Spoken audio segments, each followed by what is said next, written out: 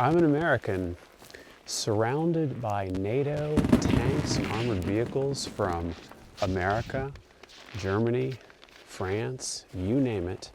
And this fact alone would not be interesting. What's interesting is where I'm standing, which is in Russia, just outside of Moscow. Welcome to Expat American. I am the Expat American. Find out what's going on right now.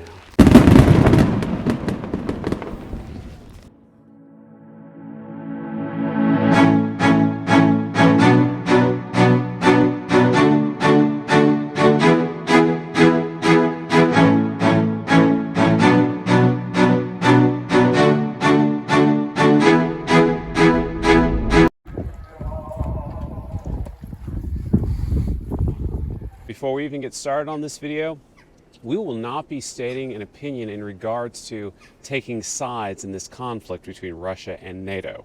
We are simply going to be showing actual physical things that exist in reality because this is something that we feel would be of interest to everyone on the planet.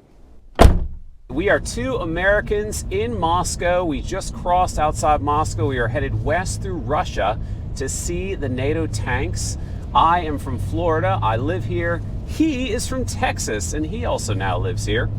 Make that the Republic of Texas. So you have an idea of what type of Americans we are. And I like to say in my videos, I like to tell people that I moved here 8 days before the special military operation, but I just learned that Eddie here has a better story than me. And what's your story, Eddie? I arrived February 23rd, 2022, one day before SMO. It is freezing, and I feel a little nervous. I've actually been postponing doing this video for a while. Not sure if I want to because it's a sensitive subject, obviously. It's a massive complex of different military things you can see.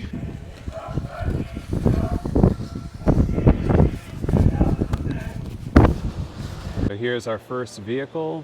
The windshield is cracked. And it says Russia, which is America. So they've got an indoor section, and then there's going to be an outdoor section we're going to see. These are the unmanned vehicles, and this one is actually from Turkey, believe it or not. Looks like US food rations. And here we have a British vehicle. Just really kind of difficult for me to see, actually. I can only imagine what happened for this to be seized, what the story was with this vehicle and the people that were in it.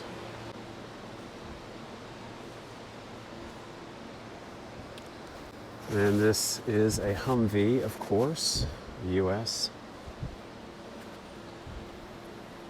And we have a vehicle from South Africa with combat damage to the glass.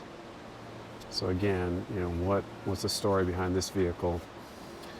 What was the story for the people that were using it? These are different mines. On a line here, we got Britain, and we have America, we have South Africa, and then we have a German mine-sweeping device. Just fascinating and disturbing for me to be an American standing in Russia, seeing captured equipment that my country sent towards the country that I'm in. Here's an Austrian vehicle, which is unique in that it has no armored protection. US Starlink system. This looks like a giant drone here. Simulation of someone pouring liquid into it, and it is tagged as a United States of America biological weapon.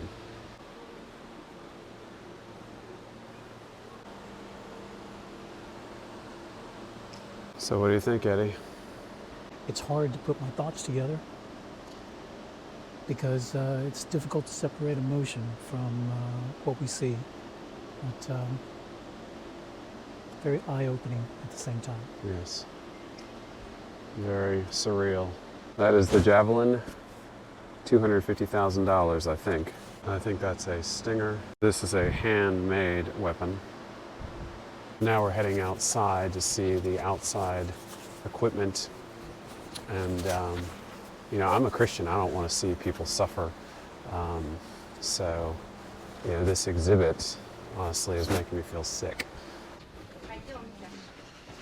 There is an American armored vehicle, just a field of captured vehicles. There's Great Britain again, 10-person vehicle. It has the British flag on it and the NATO flag on it. And I can see weapons damage to the glass there.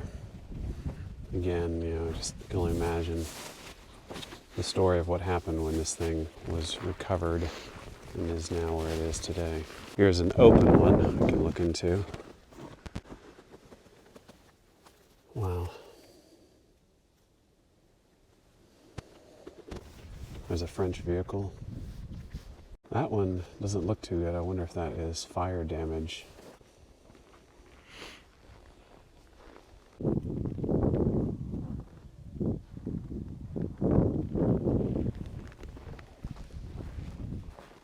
Perhaps it's fitting that it's so cold today to be out here and seeing these weapons.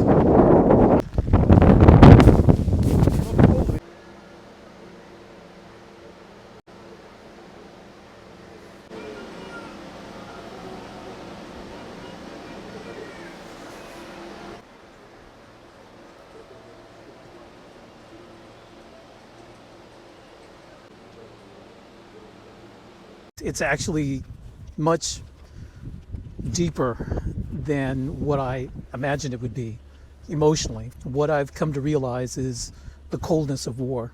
It's a place that I'm glad I came to visit. I don't know if I'd want to come again. It's that thick.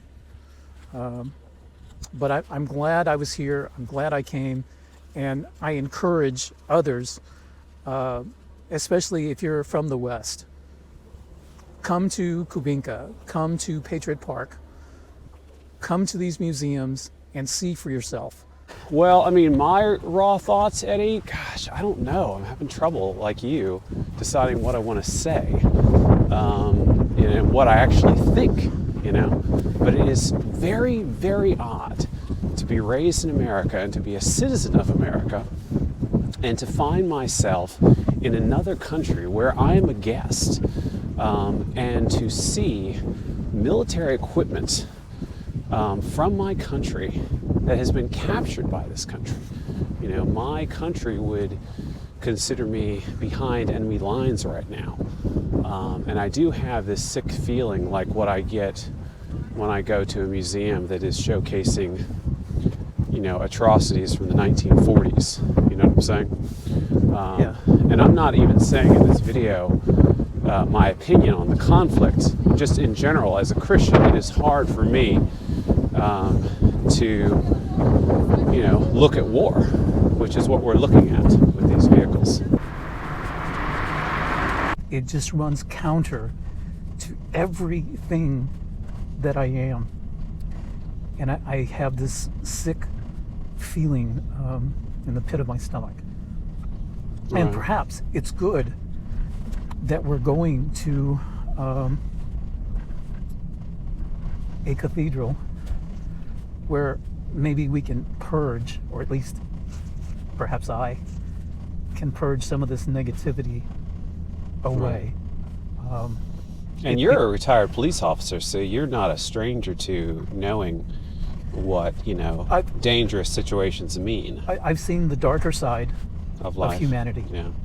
And I did it for 30 years, and I really don't want to do it again. And today was a reminder that it still exists. They have signs in English, you know, for foreign visitors. I am an American who's been living in Russia with my Russian wife and 5 children for 2 years, and we actually started this channel because of the special military operation and because of the new Cold War. We don't want there to be a new Cold War, and our hope is that since I'm an American in Russia, we can show the West what Russia's like with just normal people. this is a giant church that is near to where we just were. It's part of a giant museum, which is a commemoration to Victory Day. And that church was actually partially made with melted down military equipment and tank parts from Germany from the 1940s. So I'm very excited to see it. And we're going to go see it right now on Eddie's channel. Come over to my video and you'll see us.